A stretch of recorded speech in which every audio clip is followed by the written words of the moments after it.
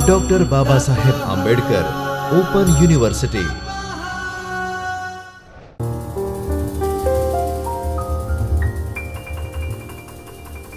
नमस्ते विद्यार्थी मित्रों, doctor Baba Saheb Ambedkar open university BEd ओडीएलना अभ्यासक्रमना शिक्षक प्रशिक्षण पेपर जेनो क्रम है ES 103 અને બ્લોક 1 જે તમારી પાસે સ્વ અધ્યયન સામગ્રી જે છે તેના સંદર્ભમાં આપણે ચર્ચા કરતા હતા। ગત વ્યાખ્યાનમાં આપણે બ્લૂમ ટેક્સોનોમીના આધારે શિક્ષણના જ્ઞાનાત્મક જે પાસું જે છે એ જ્ઞાનાત્મક પાસાના સંદર્ભમાં સામાન્ય હેતુઓ અને વિશિષ્ટ હેતુઓની રચના, જ્ઞાન, સમજ, ઉપયોગ, સંશ્લેષણ, વિશ્લેષણ અને મૂલ્યાંકનના સંદર્ભમાં એ કેવી રીતે કરી શકાય, કેવા વર્તનલક્ષી શબ્દોનો ઉપયોગ કરીને આપણે વિશિષ્ટ હેતુઓની રચના સામાન્ય હેતુઓના સંદર્ભમાં લખી શકીએ તેની આપણે વાત કરી હતી। હવે આપણે કેથવોલ જેણે 1964માં ભાવાત્મક ક્ષેત્રના હેતુઓના પાસાની વાત કરી છે તે કેથવોલ નામના ચિંતકે આપેલા ભાવાત્મક ક્ષેત્રના હેતુઓની આપણે વાત કરીશું। ભાવાત્મક ક્ષેત્રના મુખ્ય હેતુઓનું વર્ગીકરણ જે છે તે ખાસ કરીને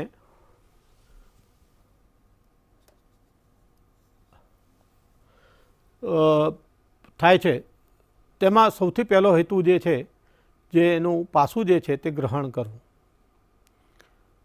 જેનું અંગ્રેજીમાં શબ્દ છે રિસીવિંગ, RECEIVING, રિસીવિંગ એટલે કે મેળવવું, ગ્રહણ કરવું। ગ્રહણ કરવું એટલે વિદ્યાર્થીઓની ચોક્કસ ઘટના કે ઉદ્દીપક, વર્ગ પ્રવૃત્તિઓ, પાઠ્યપુસ્તક, સંગીત વગેરેની તરફ ધ્યાન આપવાની સ્વેચ્છા। શિક્ષણની દ્રષ્ટિએ તે વિદ્યાર્થીને ધ્યાનને આકર્ષવા, જાળવી રાખવા, ચોક્કસ દિશામાં વાળવા સાથે સંબંધિત છે। આ ક્ષેત્રની જે અધ્યયન નિષ્પત્તિ જે છે એક અધ્યયનકર્તાને પણ અસ્તિત્વ ધરાવતી વસ્તુ અંગેની સરળ સભાનતાથી માંડીને પસંદગીયુક્ત ધ્યાન સુધી વિસ્તરે છે।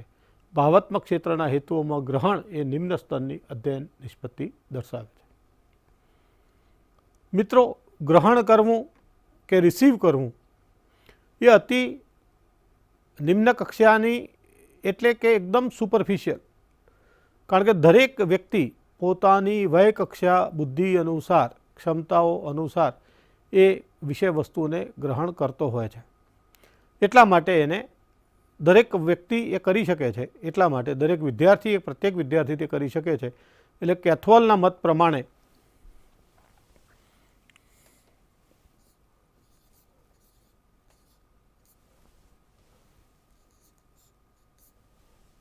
ઓગણીસો 64માં કેથવોલે જે વર્ગીકરણ કર્યું છે હેતુઓનું, તે એમાંનો પહેલો જે શબ્દ છે તે ગ્રહણ કરવું કે ગ્રહણ કરવાના સંદર્ભમાં એમણે કર્યું છે।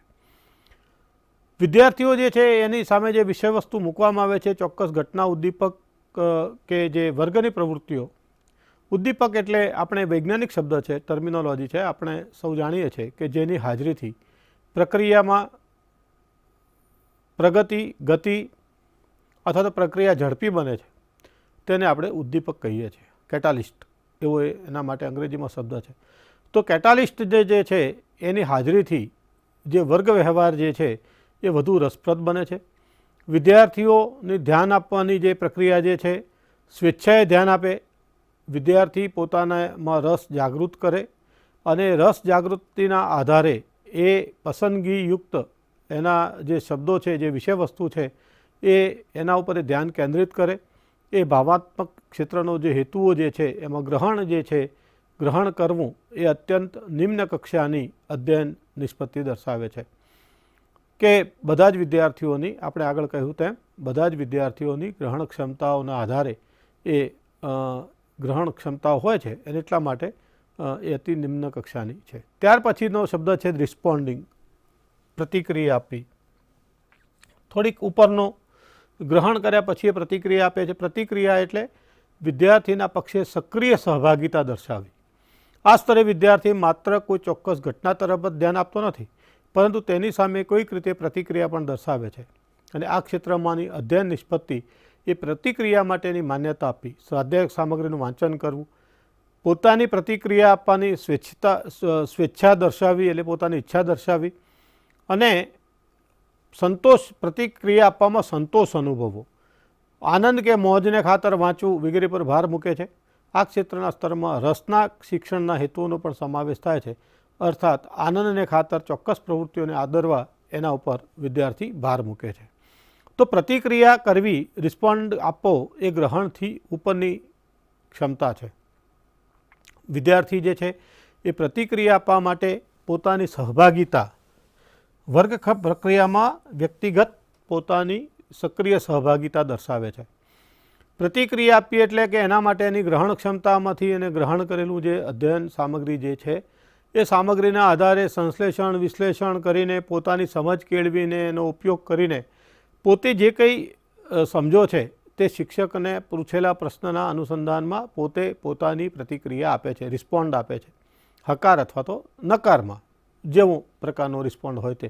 પણ એ રિસ્પોન્ડ આપવો સામાન્ય રીતે હકીકતે તો આપણે હકારાત્મક પ્રતિક્રિયાનો એ ભાગ છે, અને હકારાત્મક પ્રતિક્રિયા આપી એવું જ શિક્ષકની પણ પોતાના પાઠ આયોજનમાં અપેક્ષા હોય છે, અને વિદ્યાર્થીઓ પણ હકારાત્મક પ્રતિક્રિયા આપે. મોટાભાગના વિદ્યાર્થીઓ હકારાત્મક પ્રતિક્રિયા આપે તો જ એની અધ્યયન નિષ્પત્તિ જે છે એ દેખાય છે. તો સક્રિય સહભાગિતા દર્શાવવી, તો વિદ્યાર્થી પોતે પોતાના પાઠમાં એ સક્રિય સહભાગિતા દર્શાવે છે. અને આ સ્તરે વિદ્યાર્થી છે એ કોઈ ચોક્કસ ઘટના તરફ જ ધ્યાન નથી આપતો, પરંતુ એ ઘટનાની સામે કોઈને કોઈ પોતાની પ્રતિક્રિયા આપે છે, કંઈક ઉમેરણ કરે છે, પોતાના પૂર્વજ્ઞાનનો ઉપયોગ કરીને, પોતાના પૂર્વાનુભવનો ઉપયોગ કરીને તેમાં એ વિગત એ દર્શાવે છે અને રિસ્પોન્ડ કરે છે. પ્રતિક્રિયા આપવા માટે કોઈ દબાણ કરવામાં નથી આપતો, એ સ્વેચ્છાએ દર્શાવે છે.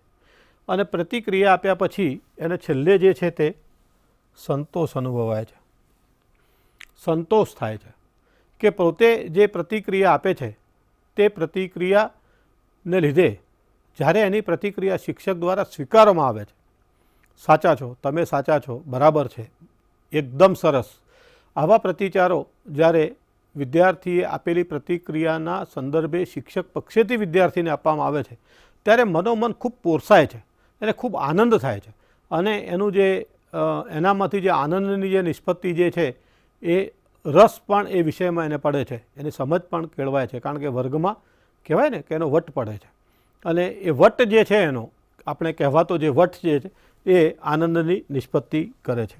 એટલે કે શિક્ષણના હેતુઓમાં રસનો જે વિશિષ્ટ હેતુ રસનો જે હેતુ છે કે વિદ્યાર્થીનો રસ નિષ્પન્ન થાય, બોર્ડમ ઊભું ના થાય, વિદ્યાર્થી એ રસપૂર્વકે ધ્યાનપૂર્વકે સાંભળે, રસ વિકસે, રસ કેળવે વગેરે વિશિષ્ટ હેતુ કે સામાન્ય હેતુના સંદર્ભમાં ચોક્કસ કોઈ વર્તનલક્ષી શબ્દનો ઉપયોગ કરીને આપણે જ્યારે વિશિષ્ટ હેતુ લખીએ ત્યારે રસના સંદર્ભમાં રસના સામાન્ય હેતુના સંદર્ભમાં જે વિશિષ્ટ હેતુ લખાય તેનો ભાવાત્મક ક્ષેત્રનો કેથવલના મત પ્રમાણે આ બીજું ક્ષેત્ર છે. ત્યાર પછી છે મૂલ્ય આકારવું અથવા તો ધારણ કરવું. એટલે કે વિદ્યાર્થી દ્વારા કોઈ ચોક્કસ ઘટના, વસ્તુ કે વર્તન અંગેનું મૂલ્ય કે ઉપયોગિતા સ્થાપવી.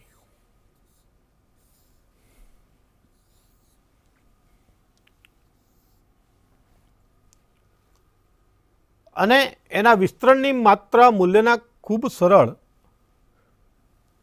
સ્વીકારથી માંડીને ખૂબ કઠિન સ્તર સુધી એ સ્વીકારે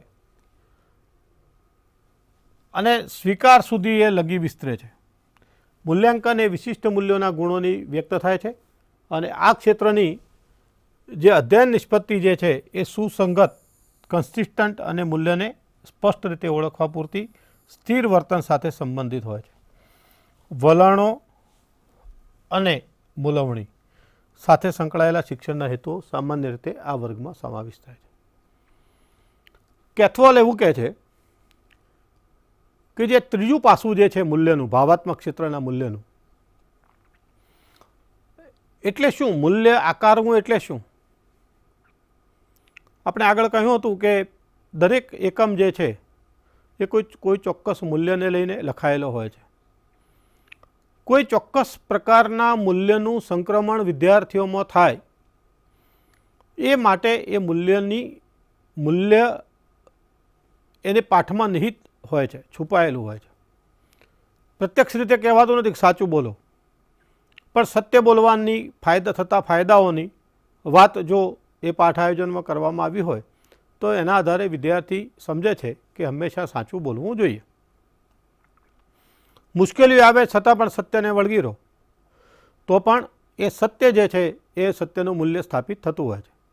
એ પછી વાર્તાના સ્વરૂપમાં હોય, એ કાવ્યના સ્વરૂપમાં હોય, ઐતિહાસિક ઘટનાના સ્વરૂપમાં એ પાઠ આયોજન કે પાઠની સામગ્રી હોય વગેરે કોઈ પણ સ્વરૂપમાં હોય, પણ મૂલ્ય છે એ સત્ય નું સ્થાપન કરવું એવું જો મૂલ્ય હોય તો કોઈ પણ પ્રકારની પાઠ્યક્રમ જે છે, પાઠ્ય સામગ્રી જે છે એ પાઠ્ય સામગ્રીમાં શરૂઆતમાં એ સમજે છે, સ્વીકારે છે, એની ઉપયોગિતા એ નક્કી કરે છે અને સૌથી પાયાનો એ કન્ટેન્ટ એ સ્વીકારે છે અને સૌથી કઠિન સ્તર જે છે એ જવાબદારી ઉપાડવાનું છે કે કોઈપણ કાર્ય માટે તત્પર બનવું, એ જવાબદારી સ્વીકારવી અને જવાબદારી નિભાવવી. તો આજે યોજના જે છે, જે મૂલ્ય આકાર કરવાની અથવા તો મૂલ્ય ધારણ કરવાની અથવા તો મૂલ્યને સમજવાની, એમાં અધ્યયનની નિષ્પત્તિ જે છે એ સુસંગત હોય, કન્સિસ્ટન્ટ હોય. સુસંગત ના હોય તેવી બાબતોનો સમાવેશ એમાં કરવામાં આવતો નથી. અને મૂલ્યને સ્પષ્ટ રીતે ઓળખવા, પૂરતા સ્થિર વર્તન સાથે એ વિષય વસ્તુ છે એ સંબંધિત હોય છે. અને આમાં વલણો અને મૂલવણી, એટીટ્યૂડ્સ અને એપ્રિસિએશન, આ બંને શબ્દો સાથે આ વર્ગમાં એનો સમાવેશ થાય છે. મિત્રો, આમાં થોડાક અઘરા શબ્દો તમને જો લાગતા હોય આને યાદ રાખવા માટે અને ખૂબ સરળ રીતે સમજીએ તો જે મૂલ્ય નિહિત રીતે જે નિહિત હોય છે, જે છુપાયેલું હોય છે, તે મૂલ્યને ઓળખીને વિદ્યાર્થી પોતાના વાણી, વર્તન, વ્યવહારમાં એ મૂલ્યને એ સ્વીકારે, મૂલ્યને વ્યવહારમાં લાવે, આચરણમાં લાવે, એ મૂલ્યના પ્રમાણે પોતાનું જીવનનું ઘડતર કરે અને આ જે છે એ કન્સિસ્ટન્ટ, એ સતત પરિસ્થિતિ બદલાય તેમ મૂલ્ય ન બદલાય. પરિસ્થિતિ કોઈ પણ બદલાય પણ મૂલ્ય તો મૂલ્ય જ રહે. અને એ પ્રમાણે પોતે સુસંગત રીતે એ મૂલ્યને પોતાના એટીટ્યૂડમાં, વલણોમાં લાવે અને એના લીધે એને જે એપ્રિસિએશન મળે એ એપ્રિસિએશન પણ એને આનંદદાયક હોય છે. એ મૂલ્ય નિષ્પત્તિ જે એના વાણી, વર્તન, વ્યવહારમાં જે થાય છે પાઠના અંતે અથવા તો શિક્ષણ મેળવ્યા પછી, એ ભાવાત્મક ક્ષેત્રનું મૂલ્ય આકાર કરવાનું, મૂલ્ય ધારણ કરવાનું આ ત્રીજું પાસું છે. ત્યાર પછી છે સંગઠન, ઓર્ગેનાઇઝેશન. તો સંગઠન એટલે શું કે મૂલ્યોને, જુદા જુદા પ્રકારના મૂલ્યો એક સાથે આખા અભ્યાસક્રમમાં જોવા મળે છે. એક ઘટના, એક બાબત, એક પાઠ્યક્રમમાં, એક વિષયમાં, એક વિષય વસ્તુમાં એક મૂલ્ય હોય. આમ અનેક પ્રકારના વિષય વસ્તુઓ સાથે એ ચોક્કસ પ્રકારના ઘણા બધા મૂલ્યોને લઈને એ ચાલે છે. તો મૂલ્ય વચ્ચેનો સંઘર્ષો પણ ઊભા થાય છે. દાખલા તરીકે આપણે એવું કહીએ છીએ, સંઘર્ષ કેવા પ્રકારનો, મૂલ્યો વચ્ચેનો સંઘર્ષ કેવો? દાખલા તરીકે ચોરી કરવી એ નકારાત્મક મૂલ્ય છે. પણ જે કોઈ ચોર હોય એના માટે ચોરી કરવી, એના પરિવારનું ગુજરાન ચલાવવું, ચોરી દ્વારા એને આજીવિકા મેળવવી, એના માટે પ્રાથમિક મૂલ્ય છે, એના માટે હકારાત્મક મૂલ્ય છે. તો વિદ્યાર્થીઓ વચ્ચે સંઘર્ષ થાય છે કે ખરેખર ચોરી કરવી કે ન કરવી. પણ એ ચોર જ્યારે દંડાય છે ત્યારે એના સંઘર્ષનો નિવેડો આવે છે કે ચોરી કરવાથી ટૂંકા ગાળાનો ફાયદો મળે પણ લાંબા ગાળાનું નુકસાન પણ સહન કરવું પડે. તો આ બે મૂલ્યો વચ્ચેનો સંઘર્ષ છે. એક પાઠ્યક્રમમાં હીરો હોય છે એ વિલનને મારતો હોય છે, બીજા પાઠ્યક્રમમાં વિલન છે એ હીરોને મારતો હોય છે. ત્યારે પણ મૂલ્યનો સંઘર્ષ થાય છે કે શક્તિશાળી કોણ, પ્રભાવક કોણ. ત્યારે આ બધી બાબતોને આપણે જો જોઈએ તો જે મૂલ્યોનો સંઘર્ષ જે છે પણ પછી લાંબા ગાળે એ વિષય વસ્તુની રચના જ એવી હોય કે જેમાં લાંબા ગાળે પછી એવું સાબિત થાય કે જે મૂલ્ય જે છે, જેનું સાતત્ય જે છે, જે સત્ય જે છે, જે સ્વીકારવા યોગ્ય મૂલ્ય છે, જે સમાજમાં સ્વીકૃત મૂલ્ય છે, તે જ મૂલ્ય લાંબા ગાળાનું મૂલ્ય ચિરસ્થાયી એ વિદ્યાર્થીની અંદર થાય છે. આને પોતાની સમજના આધારે થાય છે. એમાં કોઈ શિખામણ, કોઈ ઉપદેશ, કોઈ બોધપાઠ એવું આપવાની જરૂર હોતી નથી. પણ વિદ્યાર્થી પોતે જાતે જે સમજે છે અને જાતે સમજીને પોતાના વ્યવહારમાં એ મૂલ્યનું સ્થાપન કરે છે, એ મૂલ્યનું વારંવાર આચરણ કરે છે, એટલે કે એ મૂલ્ય એનામાંથી વ્યવહારમાંથી પણ નિષ્પન્ન થાય છે. અને મૂલ્યતંત્રની આખું જે રચનાનો જે છે પ્રારંભ જે છે એ આંતરિક રીતે સંયુક્ત રીતે જોડાયેલા છે. એક બાબત બીજી બાબત ઉપર આધારિત છે. એટલા માટે આપણો જે અભ્યાસક્રમ જે છે, આપણો પાઠ્યપુસ્તકો જે છે માધ્યમિક શાળાના, પ્રાથમિક શાળાના કે ઉચ્ચતર માધ્યમિક શાળાના, અને દે ઓલ આર ગ્રેડેડ કન્ટેન્ટ. અને આ કન્ટેન્ટ રિલેટેડ જે છે એ ગ્રેડેડ એટલે કે ઊંચા વચ્ચતાને ધ્યાનમાં રાખીને, હાયરાર્કીને ધ્યાનમાં રાખીને એ પાઠ્યક્રમો નક્કી કરવામાં આવ્યા છે. એકબીજા ઉપર આધારિત પાઠ્યક્રમો છે અને એના આધારે એક સમગ્ર એક મૂલ્યતંત્ર રચાય છે, એ જાળ રચાય છે અને એનાથી પછી એ મૂલ્યોની તુલના કરે છે, એ બંને મૂલ્યો વચ્ચેનો સંબંધ સ્થાપે છે, સંશ્લેષણ પણ કરે છે, એક મૂલ્યને બીજા મૂલ્ય સાથે જોડે પણ છે. દાખલા તરીકે સત્યની સાથે હિંમત, કરેજ એ મૂલ્ય જોડાયેલું છે. સત્યવાન હોય, કરેજિયસ પણ હોય, તો કારણ કે એને કરવું જ પડે.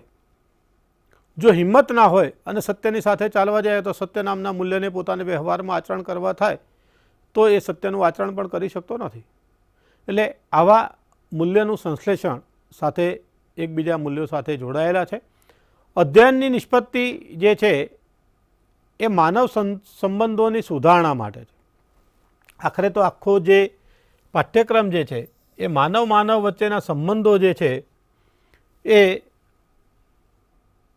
સુધરે, એ સુઆયોજિત રૂપે એ માનવ સંબંધોની હ્યુમન રિલેશન્સ એ બંધાય, એની જાળવણી થાય. કારણ કે એના થકી જ સમાજ રચના છે, સમાજ થકી રાજ્ય રચના છે, રાજ્ય રચના થકી રાષ્ટ્ર રચના છે.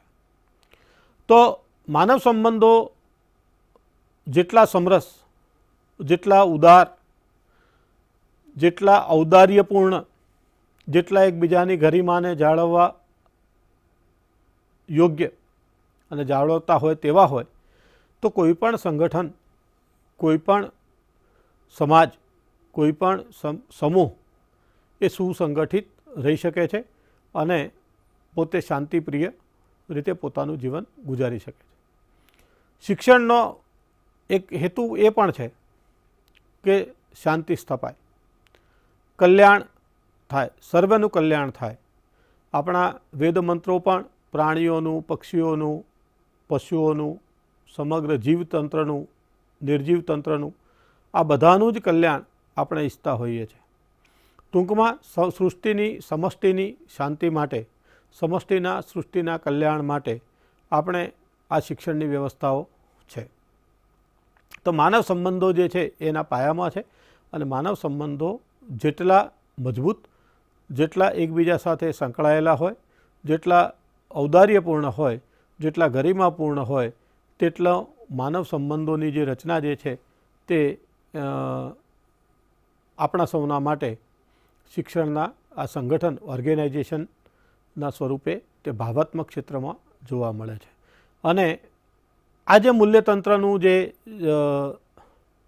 સંયુક્તિકરણ જે છે તે સમગ્ર આપણી જે આવશ્યકતાઓ જે છે, સામાજિક સેવાઓ જે છે, સામાજિક બાબતો જે છે, એની આપણી આવશ્યકતાઓને સંતોષવા માટેનું વ્યાવસાયિક આયોજન સાથે પણ એ સંબંધિત છે. જીવનની ફિલસૂફીનો વિકાસ કરવા અને સંબંધિત શિક્ષણના હેતુઓ જે છે એ સંગઠનના ક્ષેત્રમાં આવે છે, આ વર્ગમાં આવે છે. ત્યાર પછી પાંચમો જે ક્ષેત્ર જે છે તે મૂલ્ય કે મૂલ્ય સંકુલ દ્વારા ચારિત્રનું આલેખન,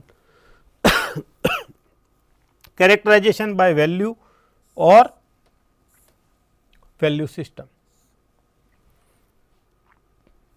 મેં કહ્યું તેમ મૂલ્યો એ વ્યવહારમાં આવે ત્યારે ચારિત્ર બને છે, કેરેક્ટર બિલ્ટઅપ થાય છે. એક કરતાં એક મૂલ્ય એનામાં ધારણ થતું રહે છે, સંચય થતો રહે છે. સમય આવે એ મૂલ્યોનું પ્રગટીકરણ થાય છે, મૂલ્યો બહાર આવે છે. કેવી રીતે બહાર આવે? એના વાણીમાં બહાર આવે, એના વર્તનથી બહાર આવે, એની પ્રતિક્રિયામાં પણ બહાર આવે. અને આ મૂલ્યોનું જે સંકુલ એનામાં અભ્યાસક્રમના આધારે વ્યક્તિના જીવનમાં કે વિદ્યાર્થીના જીવનમાં જે રચાય છે તે આલેખન દ્વારા એ આખું જ કેરેક્ટર એનું બિલ્ટઅપ થાય છે. અને ભાવાત્મકનો આ જે સ્તર છે એ જો જુદી જુદી પ્રવૃત્તિઓ જે છે અધ્યયન નિષ્પત્તિની, એને એકદમ સમૂળગી રીતે, એકદમ સામૂહિક રીતે એ વ્યવહારમાં આચરણ કરવા માટે પ્રેરે છે. તો ભાવાત્મક ક્ષેત્રના શિક્ષણના સામાન્ય હેતુઓ અને વર્તનલક્ષી શબ્દોથી આપણે જેમ આગળ જ્ઞાનાત્મક હેતુઓ જોયા હતા તેમ ભાવાત્મક ક્ષેત્રના શિક્ષણના સામાન્ય હેતુઓ અને વર્તનલક્ષી શબ્દો કેવા પ્રકારે હોય તેની વાત આપણે અહીંયા કરીશું. તો શિક્ષણના સામાન્ય હેતુઓના જે 5 આપણે જે વર્ગો જોયા, ગ્રહણ કરવું, પ્રતિક્રિયા આપવી, મૂલ્ય આકારવું, મૂલ્ય ધારણ કરવું, સંગઠન કરવું કે મૂલ્ય સંકુલ દ્વારા વ્યક્તિત્વનું નિર્માણ કરવું. તો 5 વર્ગોમાં આપણે જોઈએ સામાન્ય હેતુઓ કેવી રીતે લખાય અને એનામાં વિશિષ્ટ હેતુઓમાં વર્તનલક્ષી શબ્દો કેવા પ્રકારના આવે. પહેલો શબ્દ છે કે વિદ્યાર્થીઓ ધ્યાનપૂર્વક સાંભળે. શ્લોકગાન થતું હોય, કાવ્યગાન થતું હોય, મૌખિક વાંચન શિક્ષક દ્વારા થતું હોય, મુખપાઠ થતો હોય ત્યારે વિદ્યાર્થીઓ વિષય વસ્તુને ધ્યાનપૂર્વક સાંભળે. આવો એક સામાન્ય હેતુ હોય. ત્યારે વિદ્યાર્થીની પ્રવૃત્તિ શું હોય છે? વિદ્યાર્થીનું મુખ વાંચન થતું હોય છે, સાયલેન્ટ રીડિંગ. જ્યારે શિક્ષક જે છે એ મુખ વાંચન કરતો હોય, રીડિંગ અલાઉડ કરતો હોય ત્યારે વિદ્યાર્થી સમયસર એની સાથે સાથે જ બિલકુલ સાથે રહીને મુખ વાંચન એટલે કે સાયલેન્ટ રીડિંગ કરતો હોય છે. એટલે કે વિદ્યાર્થી ધ્યાનપૂર્વક સાંભળતો હોય છે અને એની આંખો જે છે એ વિષય વસ્તુ ઉપર હોય છે.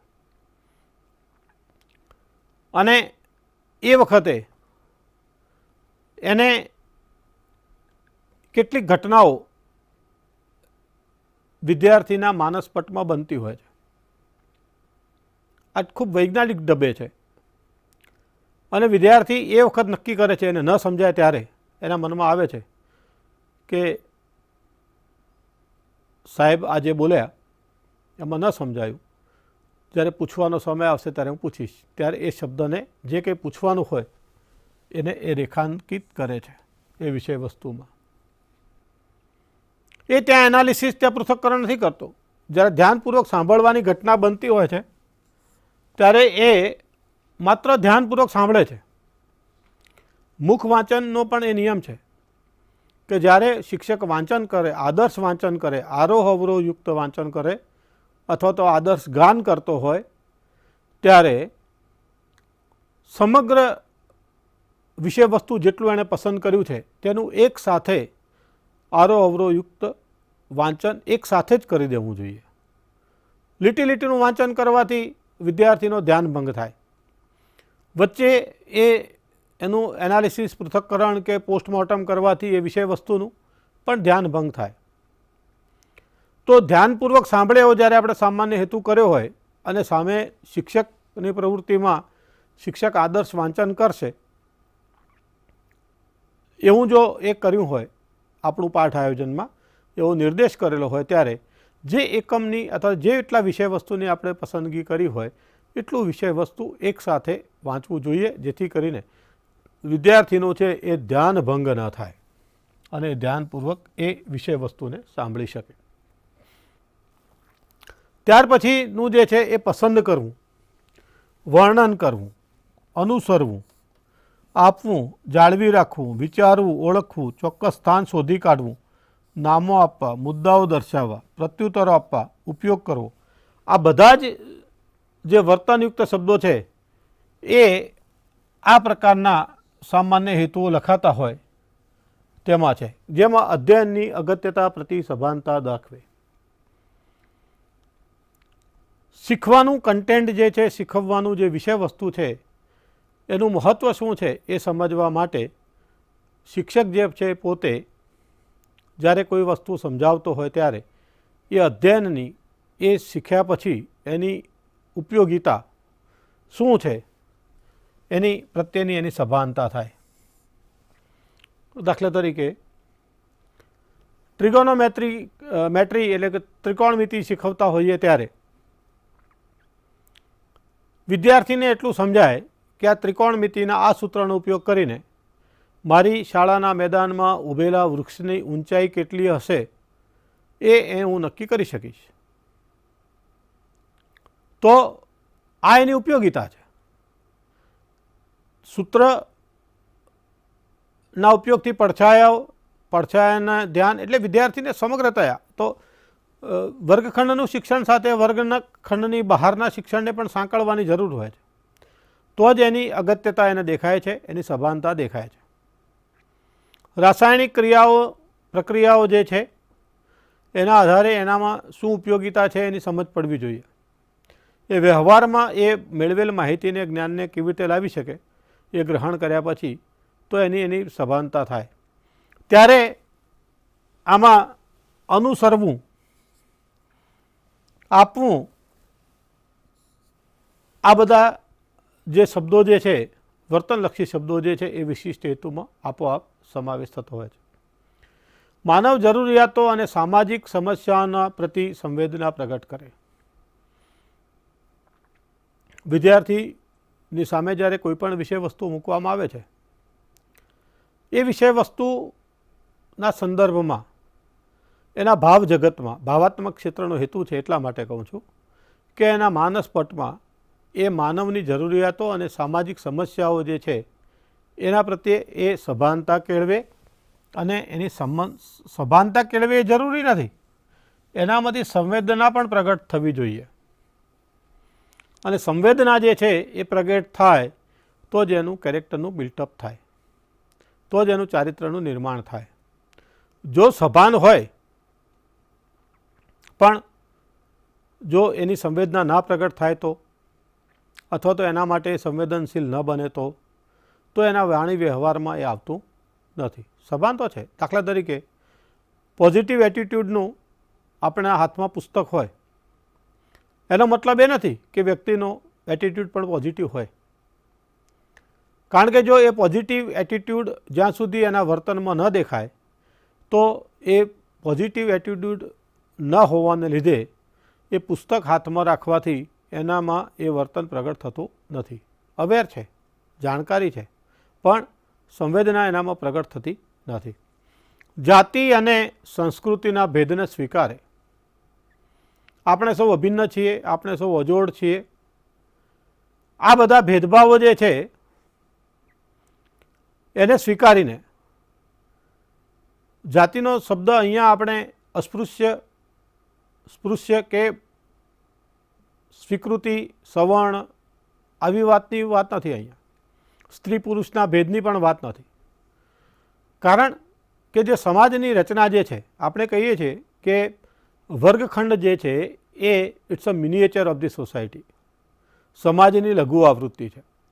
સમાજના તમામ વર્ગો, પુરુષ, સ્ત્રી, અન્ય દરેક સમાજના જે સામાજિક આપણી અટકો જે છે, વ્યવહારો જે છે, વ્યવહારો પૂરતા એ અટકો રાખવામાં આવી છે સામાજિક સંબંધો સ્થાપવા માટેની. તો એ બધો જ સમૂહ એ વર્ગખંડમાં એક સમાજનું પ્રતિબિંબ છે. આખો વર્ગ જે છે એક સમાજ છે અને એમાં ઘણા અસંખ્ય સમાજ છે. પણ એ ભેદો હોવા છતાં પણ એ ભેદને સ્વીકારીને પણ ભલે બહાર હોય પણ મારો વિદ્યાર્થી મારો છે. વિદ્યાર્થીને વિદ્યાર્થી તરીકે એ સ્વીકારે, સમાજ ભેદને ધ્યાન રાખે. કારણ કે એ વ્યવસ્થાઓ છે. પુરુષ સ્ત્રી એ જન્મ ઉપર આધારિત છે. બાકીની જે વ્યવસ્થાઓ જે બદલાય છે, જે ભેદ કે વર્ગભેદ પડે છે તે જન્મ પછીના છે, નામકરણ પછીના છે. તો જન્મ પહેલાંના અને જન્મ પછીના જે કંઈ ભેદભાવો ઈશ્વર દ્વારા કે વ્યક્તિ દ્વારા એ જે ઊભા કરવામાં આવેલા છે તે ભેદોને એને સ્વીકારવા જોઈએ અને ભેદ સ્વીકારીને પણ એ છેલ્લે તો મારો વિદ્યાર્થી જેવો છે તેવો મારો છે તેવું ધ્યાન રાખે અને વર્ગ પ્રવૃત્તિઓમાં એ ઝીણવટથી ધ્યાન આપે, આવો સામાન્ય હેતુ એ ભાવાત્મક ક્ષેત્રના હેતુઓના સંદર્ભમાં ગ્રહણ કરવાના સંદર્ભમાં આપણે જોયા. મિત્રો, આપણે આગળ ભાવાત્મક ક્ષેત્રના અન્ય પાસાઓની વાત કરીશું. ધન્યવાદ, આભાર. स्वाध्यायः परमं